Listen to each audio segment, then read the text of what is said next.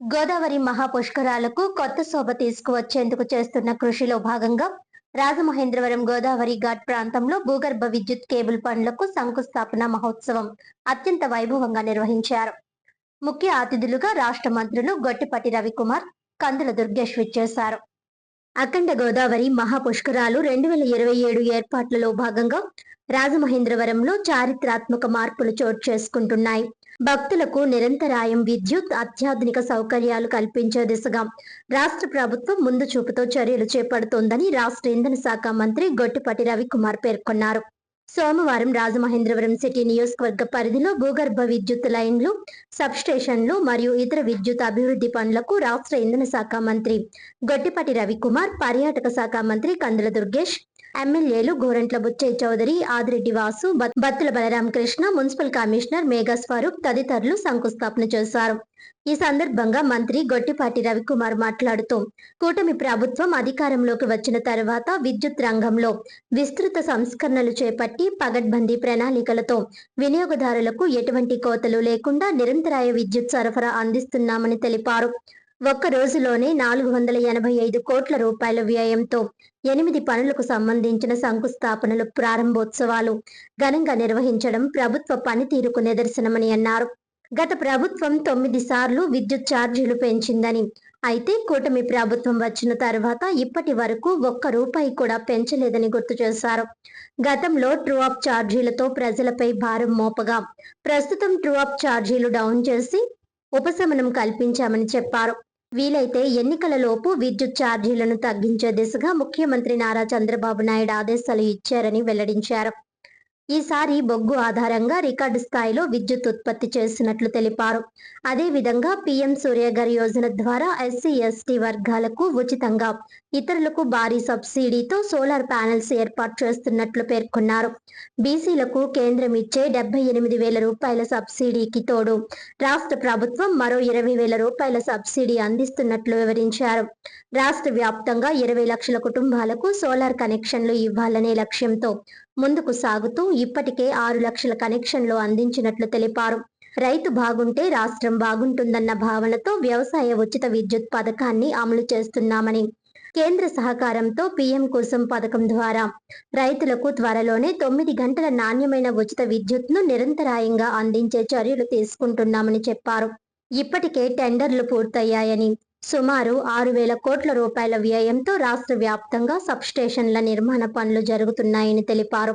గన్నవరం ఎయిర్పోర్ట్లో రికార్డు సమయంలో సబ్స్టేషన్ పనులు పూర్తి చేశామని పేర్కొంటూ, రానున్న పుష్కరాలను అందరం కలిసికట్టుగా గతంలో ఎన్నడూ లేని విధంగా వైభవంగా నిర్వహించుకుందామని పిలుపునిచ్చారు. మంత్రి కందుల దుర్గేష్ మాట్లాడుతూ, వినియోగదారులపై అదనపు భారం లేకుండా నాణ్యమైన నిరంతరాయ విద్యుత్ అందించడమే ప్రభుత్వ లక్ష్యమని తెలిపారు.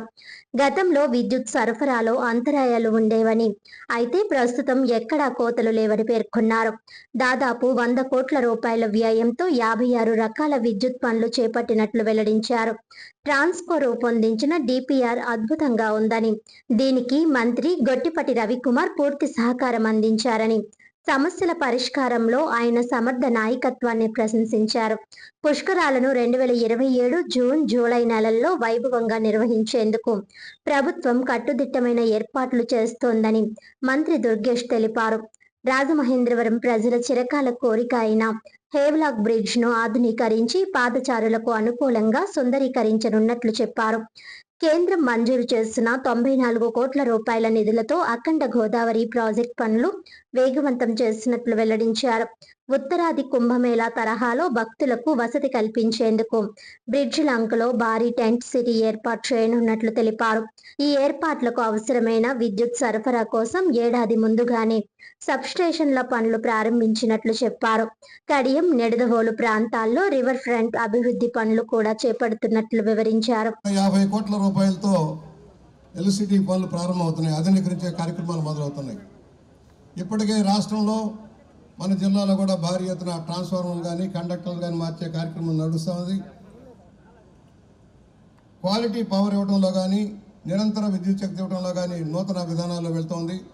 ముఖ్యమంత్రి గారి ఆదేశాల ప్రకారం గొట్టిపాటి రవి గారు అనేక మార్పులు చేస్తామన్నారు. ధరలు పెరగడమే కానీ తగ్గని రోజుల్లో ట్రూ డౌన్ ఛార్జీలు తెచ్చి ప్రజలకు వెసులుబాటు కల్పించిన వ్యక్తి రవికుమార్ గారు. మనం పెంచడం అనే ప్రశ్నే లేదు, తగ్గడమే మన లక్ష్యమని చెప్పిన చంద్రబాబు గారికి ధన్యవాదాలు తెలియజేస్తూ, ఏ దేశమైనా అభివృద్ధిలో ముందుకెళ్ళిందంటే విద్యుత్ శక్తి రంగం వల్ల. ఏ దేశ సోపానాలుగా నిలుస్తాయి. కనుకనే ఒకనాడు సంస్కరణలు వచ్చినప్పుడు అనేక సమస్యలు, విద్యుత్ కోత, ధరల మోత, బొగ్గు కొరత అన్నీ ఉండేవి. ఇవాళ వాటన్నింటినీ అధిగమిస్తూ సంస్కరణల బాట పట్టించిన వ్యక్తి చంద్రబాబు నాయుడు గారు. రాష్ట్రాన్ని రోల్ మోడల్గా తీర్చిదిద్ది భారతదేశానికి ఆదర్శవంతంగా తీర్చిదిద్దిన వ్యక్తి చంద్రబాబు గారు. ఈ రోజున పవన్ కళ్యాణ్ గారు, చంద్రబాబు గారు, లోకేష్ గారు కలిసి సమిష్టి కృషితో రాష్ట్రాన్ని ముందుకు తీసుకెళ్లడం కోసం చేసిన కృషిలో ఇది భాగం. పురస్కరించుకొని పెట్టిన కార్యక్రమం అని అంటా ఉన్నారు. కాదు, ముమ్మాటికి ఇది ముందు నుంచి అనుకున్న కార్యక్రమం. ఆయన పుట్టినరోజు నాడు ఇంత పెద్ద కార్యక్రమం చేయడం అన్నది దైవేచ్ఛ అనే విషయాన్ని మీరు అందరూ కూడా గమనించాలి. పుష్కరాలు సమీపిస్తూ ఉన్నాయి. ఏమి జరుగుతూ ఉంది అని అడిగిన ప్రతి ఒక్కరికి కూడా సమాధానం ఏమిటంటే ఈ రోజున చేస్తున్న కార్యక్రమాలు. రాజమహేంద్రవరంలోని మన అందరికీ కూడా ఎప్పటి నుంచో కళ అండర్ గ్రౌండ్ ఏదైతే కేబులింగ్ అన్నది, పవర్ కేబులింగ్. ఆ అండర్ గ్రౌండ్ కేబులింగ్ అన్నదానికి ఎక్కడ చేస్తే మంచిది, ఏ విధంగా చేస్తే మంచిది అన్నదాని గురించి సరైన విధంగా అధ్యయనం చేసి ఈరోజు కోటిలింగాల ఘాటి నుంచి ఏదైతే రాజమహేంద్రవరం దశాబ్దాలుగా ప్రజల ఒక కలైన రివర్ ఫ్రంట్ పనులు ఏదైతే జరుగుతూ ఉన్నాయో అక్కడున్న ఎలక్ట్రికల్ డిపార్ట్మెంట్ సబ్స్టేషన్ వరకు కూడా అండర్ గ్రౌండ్ కేబులింగ్ చేసుకుంటూ ఈ రోజున ఒక మంచి కార్యక్రమానికి, నా నియోజకవర్గంలో ఉన్న మంచి కార్యక్రమానికి శంకుస్థాపన చేస్తున్న మంత్రివర్యులకి ఈ కార్యక్రమం చేసుకోవడానికి సహకరించినందుకు ఆయనకి రాజమహేంద్రవరం ప్రజల తరపున ధన్యవాదాలు తెలియజేస్తూ, గారి ఆధ్వర్యంలో కూటమి ప్రభుత్వం బ్రహ్మాండమైనటువంటి తొలి మార్పులు తీసుకొచ్చి ఎక్కడ ఏ ఇంటి దగ్గర రైతులకి కూడా ఏ విధమైన ఇబ్బంది లేకుండా, పవర్ ఫ్లక్చువేషన్స్ లేకుండా పూర్తి స్థాయిలో నాణ్యమైనటువంటి విద్యుత్ అందించినటువంటి కూటమి ప్రభుత్వానికి యావత్తు ఆంధ్ర ప్రజలందరూ కూడా, రైతు సోదరులు కూడా, ప్రతి ఒక్కరు కూడా ముక్త కంఠంతో ధన్యవాదాలు తెలియజేస్తున్నారు. అతి సమీపంలో 220/33 kV మన సబ్స్టేషన్ శాంక్షన్ చేసి 49 కోట్ల రూపాయలతో నిర్మాణం పూర్తి చేసుకొని ప్రారంభోత్సవానికి విచ్చేసినటువంటి మన పవర్ మినిస్టర్ గారికి, అలాగే మన జిల్లా మంత్రి గారికి కూడా హృదయపూర్వకంగా ధన్యవాదాలు, శుభాకాంక్షలు తెలియజేస్తున్నాను. ఎందుకంటే వెలుగుబందులో మరొక సబ్స్టేషన్ ఉంది, 33 kV సబ్స్టేషన్. అది గత ప్రభుత్వ హయాంలో ఎంతో ట్రై చేసినప్పటికి కూడా అది పూర్తి కాలేదు. కానీ ఈ రోజున సబ్స్టేషన్ కూడా ఇద్దరు మంత్రుల చేతుల మీదుగా కూడా అది ప్రారంభోత్సవం చేసుకోవడం కూడా మా యొక్క రాజనగరం చేసుకున్న ప్రజల పుణ్యంగా భావిస్తూ ప్రత్యేకమైనటువంటి ధన్యవాదాలు తెలియజేస్తున్నాం. అంతేకాకుండా ఈ యొక్క తూర్పుగోదావరి జిల్లాకు సంబంధించినటువంటి డివిజనల్ ఆఫీస్ కూడా మా రాజనగరం నియోజకవర్గంలో పెట్టినందుకు మంత్రి గారికి మరొకసారి హృదయపూర్వక ధన్యవాదాలు తెలియజేస్తూ, వరాల ఆయన చేసిన ఒకటి ఏంటంటే, ఈ దేశంలో ఎవరు తీసుకురాకముందు విద్యుత్ సంస్కరణలు మొదలుపెట్టిన రాష్ట్రం ఏదన్నా ఉందంటే అది ఆంధ్ర రాష్ట్రం, చంద్రబాబు నాయుడు గారు అని చెప్పడంలో ఏమాత్రం సందేహం లేదు. మనం సంస్కరణలు బిగిన్ చేసిన తర్వాతే దేశం మొత్తం కూడా బిగిన్ చేశారు. అది ఇవాళ కూడా అందరూ కూడా, ఎందుకంటే మేము బయటికి ముఖ్యమంత్రి గారితో బయట స్టేట్లకు వెళ్తే your chief minister is the first person who implemented విద్యుత్ సంస్కరణ అని చెప్పేవాళ్ళు. అది గర్వంగా ఉండేది మేము బయట రాష్ట్రాలకు వెళ్ళినప్పుడు, విద్యుత్ శాఖ మంత్రులతో మిగతా మంత్రులతో కూర్చునేటప్పుడు అన్నమాట. ఇలా ముఖ్యమంత్రి గారి గురించి కూడా ఈ శాఖకి చేసిన సంబంధించి ఈ జిల్లాలో 96 కోట్లు, మొత్తం పుష్కరాలకు దాదాపు 150 కోట్ల రూపాయలు ఖర్చు పెడుతున్నాం. ఇందాక మన జేసీ గారు కానీ మన వాళ్ళు అందరూ అన్నారు, మన డిపార్ట్మెంట్ పని తొందరగా కంప్లీట్ కావాలి, 2 నెలల ముందు కంప్లీట్ చేసి రెడీగా పెట్టుకోవాలి మనం. ఎందుకంటే మిగతా డిపార్ట్మెంట్ వాళ్ళు మనం కనుక తొందరగా కంప్లీట్ చేయకపోతే అన్నీ అయిపోయినాయి, పవర్ వాళ్ళు ఇవ్వలేదు అంటారు, మనమేనంటారు. అందుకని ఇమీడియట్గా దాన్ని టెండర్లు పిలిపించాము, ఇంకా పిలిపించలేదు. టెండర్లు ప్రాసెస్ చేయించి ఇమీడియట్గా క్వాలిటీ ఉన్న కాంట్రాక్టులను ఎన్నుకోండి. అర్థమైందా? దీంట్లో ఎవరిని కూడా ఉపేక్షించకుండా ఖచ్చితంగా మంచి క్వాలిటీగా పనిచేసే కాంట్రాక్ట్ని తీసుకోండి. ఇమీడియట్గా పనులు చేయించి తొందరగా ఈ చుట్టుపక్కల ప్రాంత ప్రజలకి ఇవన్నీ కూడా అందించాలి. ఇవన్నీ కూడా తప్పకుండా చేస్తాం. వీటితో పాటు ఇంకా మన ఎమ్మెల్యేస్ కానీ వీళ్ళు ఎక్కడన్నా మనకి టౌన్లో కానీ ఎక్కడన్నా లో వోల్టేజ్ ఉన్నా ఏదన్నా ఉన్నా సరే తప్పకుండా వాటిని కూడా తీసుకొని ఫస్ట్ ప్రయారిటీ ఉన్నాయి చేసి తర్వాత అవి కూడా తీసుకొని తప్పకుండా చేపిస్తాం. అదేవిధంగా వాళ్ళ దాదాపు 8 వర్కులు ప్రారంభించడాలు కానీ శంకుస్థాపన చేయడాలు కానీ ఏదైతే 485 కోట్ల రూపాయల పనులు ఇవాళ ఒక్కరోజే చేస్తాం విద్యుత్ శాఖ నుంచి. అదొకటి. దాంతోపాటు ఇవాళ మన రాష్ట్రంలో ఇందాక చెప్పారు మన వాళ్ళు, దేశంలో ఎక్కడైనా విద్యుత్ ఛార్జీలు పెంచుకుంటూ పోతారు. మనం ఫస్ట్ గవర్నమెంట్ ముఖ్యమంత్రి గారు రాగానే గత గవర్నమెంట్ 9 సార్లు విద్యుత్ ఛార్జీలు పెంచింది. మనం ఈ 5 సంవత్సరాలు ₹1 కూడా పెంచలేదు. అవకాశం ఉంటే మళ్ళీ మనం ఎలక్షన్కి వెళ్ళే లోపల విద్యుత్ ఛార్జీలు తగ్గించి మనం ఎలక్షన్కి వెళ్ళాలనే మాట ముఖ్యమంత్రి గారు చెప్పారు. దాని అనుగుణంగానే మనం పనిచేస్తున్నాము. ఇందాక బుచ్చి చౌదరి గారు చెప్పినట్టు ట్రూ అప్ నుంచి మనం 13 పైసలు ట్రూ డౌన్ చేసాం. అది అందరూ కూడా మరి అధికారులకు అందరూ తెలుసు, ప్రజలకు కూడా తెలియజేయాల్సిన అవసరం ఉంది. ట్రూ డౌన్ చేసిన రాష్ట్రం ఈ దేశంలో ఏదైనా ఉందంటే అది ఆంధ్రప్రదేశ్. ఇట్లా చేసాం. అది కూడా మీరు చూడండి, మనం బొగ్గు నుంచి విపరీతంగా ఉత్పత్తి చేస్తాం. ఈ సంవత్సరం మనం చరిత్రలో ఎప్పుడు ఉత్పత్తి చేయనంత విద్యుత్తుని ఉత్పత్తి చేసిన రాష్ట్రం ఈసారి మన కంపెనీల నుంచి ఉత్పత్తి ఎక్కువ చేసాం. ఈసారి రికార్డ్ స్థాయిలో ఉత్పత్తి చేసాం మనం ఈ సంవత్సరం. అది కాకుండా ఇప్పుడు చాలా సంస్కరణలు తీసుకొచ్చాం, చాలా వినూత్నమైన కార్యక్రమాలు తీసుకొస్తున్నాం.